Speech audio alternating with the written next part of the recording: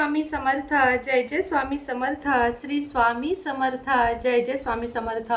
श्री स्वामी समर्थ महाराजांच्या नामस्मरणाने आजच्या व्हिडिओला सुरुवात करूया. शुभ दुपार तुम्हा सगळ्यांना. कसे आहात तुम्ही सगळे? आशा व्यक्त करते स्वस्त असाल, मस्त असाल, स्वामींच्या सेवेमध्ये रममान असाल. 26 नोव्हेंबर आता फक्त किती दिवस राहिलेले आहेत. आज आहे शुक्रवार, शनिवार आणि रविवार. रविवारी येत आहे त्रिपुरारी पौर्णिमा. त्रिपुरारी पौर्णिमेचे अनन्यसाधारण असे महत्त्व आहे. तुम्हाला मी कालच सांगितले की ज्यावेळेस 4 महिने विष्णुदेव जेव्हा शेषनिद्रेत होते, म्हणजे निद्रेमध्ये होते, तेव्हा सगळा काही कारभार त्यांनी भगवान शंकरांकडे दिलेला होता. तेव्हा त्रिपुरासूर नावाच्या राक्षसाने अक्षरशः उलटा पालत केलेली होती.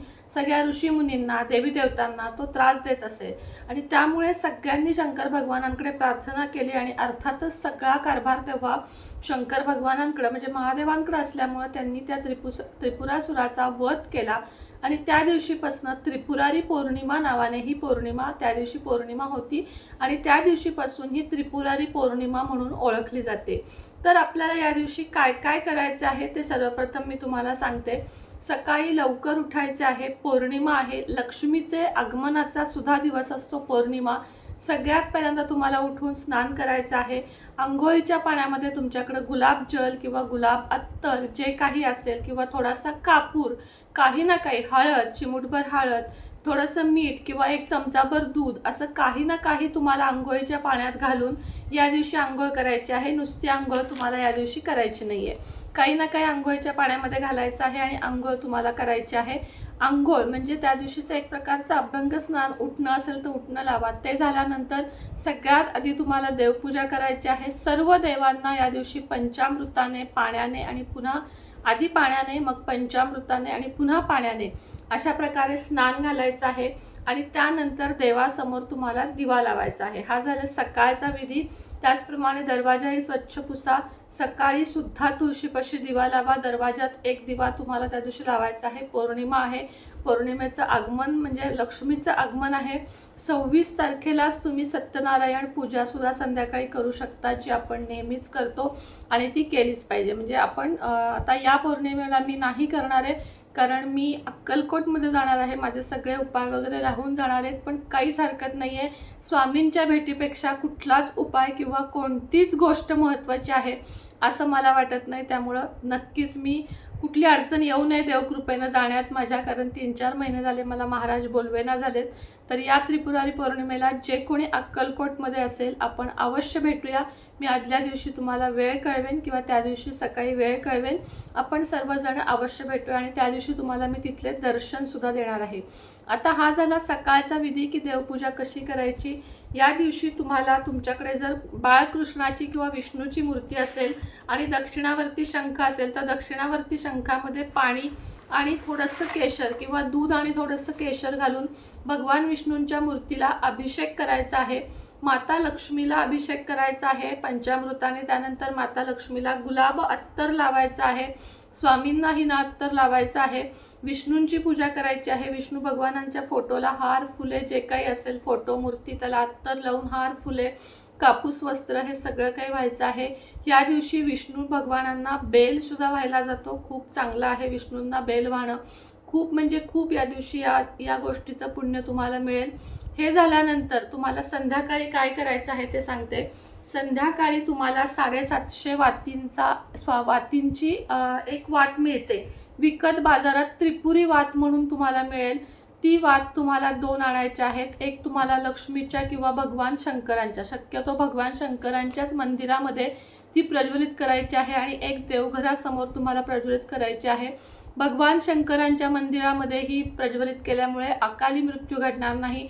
रोग, बाधा, आजारपण यापासून तुम्ही लांब राहाल. भगवान शंकरांची कृपा तुमच्यावर राहील आणि घरामध्ये ही वात तुम्ही प्रज्वलित केल्यामुळे तुमच्या घरातली संपूर्ण नकारात्मकता नष्ट होऊन तुमच्या घरामध्ये पॉझिटिव्हिटी येईल. घरातले वाद संपतील.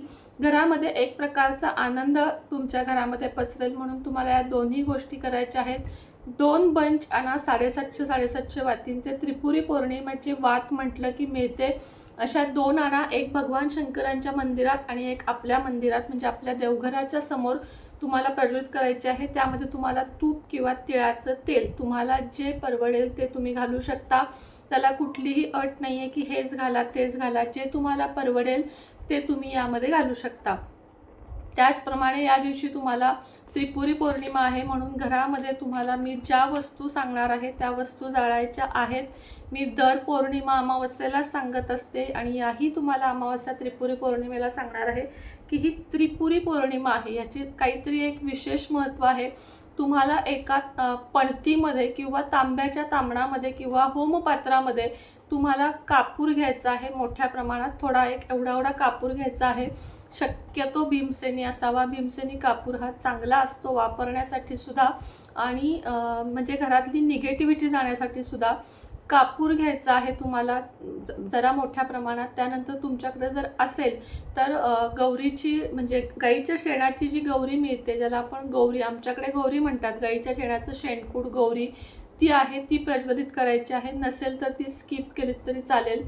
त्यानंतर 3 जोडा लवंगा म्हणजे 3 दुने 6 लवंगा, ज्याला फूल अख्खा आहे अशा प्रकारच्या 6 लवंगा, गुगुळ किंवा लोबान धूप असेल तर घालायचा आहे, नसेल तर स्किप केला तरी चालेल. पिवळी मोहरी तुम्हाला त्यामध्ये घालायची आहे. 5 चिमूट तुम्हाला पिवळी मोहरी घालायची आहे. 3 जोडी इलायची घालायची आहे, म्हणजे 3 दुने 6 इलायची घालायची आहेत. आणि तुम्हाला यामध्ये तमालपत्राचं 1 पान घालायचं आहे. 1 घाला 2 घाला, तुमची इच्छा 2 घातलेत तरी चालेल. आणि याचा जो धूर होईल तो धूर तुम्हाला थोडंसं तूप घालायचं आहे आणि हा धूर तुम्हाला सगळ्या घरभर पसरवायचा आहे. इतका सुंदर उपाय आहे बघा. तुमच्या घरात एकाच दिवसात तुम्हाला किती कधी कधी बघा घरात उदास वाटतं, प्रसन्न वाटत नाही, घरामध्ये नाराज वाटतं, घरामध्ये करमत नाही, आपल्याच घरात आपल्याला यावंसं वाटत नाही, बाहेर गेलं की एकदम फ्रेश वाटतं, घरात आलं की एकदम मूड जातो, निगेटिव्हिटी वाढते, छोट्या छोट्या कारणांवरनं खूप मोठे वाद होतात, आईचं मुलाचं पटत नाही, पती पत्नीचं पटत नाही, सासू सुनांचं पटत नाही, जावाजावांचं पटत नाही. या गोष्टीसाठी तुम्हाला मातीच्या भांड्यामध्ये किंवा तांबणामध्ये सरळ हे सगळं घ्यायचं आहे. तुम्हाला भाजणार नाही याची काळजी घ्या. खाली एक मोठं ताट घ्या, त्यात हे ठेवून त्याच्यात हे सगळं पेटवा आणि जसं जसं हे पेटेल जसा ह्याचा धूर होईल तो सगळ्या घरभर फिरवा आणि उरलेला तुम्हाला मुख्य दरवाजामध्ये ठेवायचा आहे, जेणेकरून बाहेरून येणारी निगेटिव्हिटी सुद्धा तुमच्या घरातनं रिमूव्ह व्हावी, निघून जावी आणि एक प्रकारची पॉझिटिव्ह एनर्जी तुमच्या घरामध्ये पसरावी. आता ज्यांना हे सगळं जमणार नाही त्यांनी साधं सोपं काय करायचं आहे मी नेहमी सांगते. नारळाचा कर्पूर होम म्हणजेच काय, एक 7 कापराच्या वड्या घ्यायच्या आहेत. आपल्या दुसऱ्या हातात एका हातात नारळ घ्यायचा आहे. एक कापूरवडी घालत त्याचा धूर अख्ख्या घरभर असा हाताने पसरवायचा आहे आणि सगळ्या घरामध्ये कर्पूर होम ह्याला म्हणतात तो करायचा आहे. हा नारळ काय करायचा ह्याचा प्रश्न मला बराच येतो. तर हा नारळ ठेवून द्यायचा, कुठेही ठेवू शकता असं काही नाही आहे. देवघरात फक्त ठेवू नका, बाकी कुठेही ठेवू शकता आणि जोपर्यंत त्याला तडा जात नाही, जोपर्यंत त्यामध्ये पाणी आहे तोपर्यंत तो वापरू शकता. त्यानंतर तो विसर्जन करा किंवा एखाद्या झाडाखाली टाका आणि झाडाखाली टाकल्यानंतर त्याचं पुन्हा तुम्ही नवीन वापरू शकता, म्हणजे पुन्हा नवीन नारळ घ्यायचा आहे. 2-3 पौर्णिमा तरी तुम्हाला तो नारळ वापरता येईल. प्रत्येक शनिवारी सुद्धा घरामध्ये कर्पूर होम केलेला अतिशय चांगला असतो आणि ही त्रिपुरारी पौर्णिमेचा दिवस तर तुम्ही घालवूच नका, कारण तुमच्यासाठी हे खूप लाभदायक आहे. घरामध्ये या वस्तू जाळून याचा धूर म्हणजे याची जी पॉझिटिव्हिटी आहे ती घरात पसरवणं तुमच्यासाठी खूप चांगलं आहे. तर हे छोटे छोटे उपाय आहेत, मात्र आपल्या आयुष्यात चांगले बदल घडवणारे आहेत आणि जास्तीत जास्त या दिवशी दिवे घाटावर जावा. तुमच्या इथं नदी असेल तर 21, 11, 5 अशा प्रकारचे दिवे घेऊन तुम्हाला जायचं आहे आणि संपूर्ण नदीच्या घाटावर तुम्हाला दिवे जाळायचे आहेत. एखाद्या मंदिराच्या पायरीवर मंदिरात जाऊन 5, 11, 21 असे दिवे तुम्हाला प्रज्वलित करायचे आहेत. म्हणजे जितके दिवे विहिरीच्या काठी, नदीच्या काठी, तुमच्या मंदिरामध्ये, तुमच्या घराभोवती, पिंपळाच्या झाडाखाली, त्रिपुरारी पौर्णिमेला पिंपळाच्या झाडाखाली सुद्धा पिंपळाला पाणी घाला. 3 दिवसांच्या आत जायचं आहे, पिंपळाला पाणी घालायचं आहे आणि पिंपळाच्या झाडाखाली एक तरी दिवा तुम्हाला लावून यायचा आहे. या दिव्यामध्ये तुम्हाला थोडीशी काळे तीळ घालायचे आहेत किंवा 2 लवंग घालायचे आहेत. पितृशांतीसाठी करणार असाल तर काळे तीळ घाला. लक्ष्मी प्राप्तीसाठी करणार असाल तर 2 लवंग घाला. मातीची पंती लावू शकता, कणकेची पंती लावू शकता. असे बरेचसे छोटे छोटे उपाय मी तुम्हाला सांगितलेले आहेत, जे त्रिपुरारी पौर्णिमे दिवशी तुम्हाला आठवणीने करायचे आहेत. काहीही होऊ दे, अडचण असेल, पिरियड असेल, घरातल्या मुलाकडून, मुलीकडून, पतीकडून सुद्धा करून घेऊ शकता. सुतक असेल तर मात्र तुम्ही हे उपाय करू शकत नाही.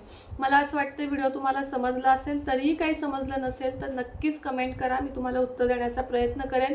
व्हिडिओ तुमच्याकडे जितका व्हॉट्सअप ग्रुप, जितके व्हॉट्सअप मेंबर आहेत त्या सगळ्यांपर्यंत शेअर करा. सगळ्यांना सबस्क्राईब करायला सांगा, जेणेकरून कोणता व्हिडिओ कोणाच्या कधी उपयोगी पडेल हे आपल्यालाही माहीत नसतं आणि कोणाचं आयुष्य कोणत्या उपायामुळे बदलेल हेही आपल्याला माहीत नसतं. त्यामुळे उपाय करत चला, नुसतं ऐकून सोडू नका. तर ह्यातलं काही ना काही करण्याचा सातत्यानं प्रयत्न करत जा, यामध्ये तुमचाच लाभ आहे. श्री स्वामी समर्थ.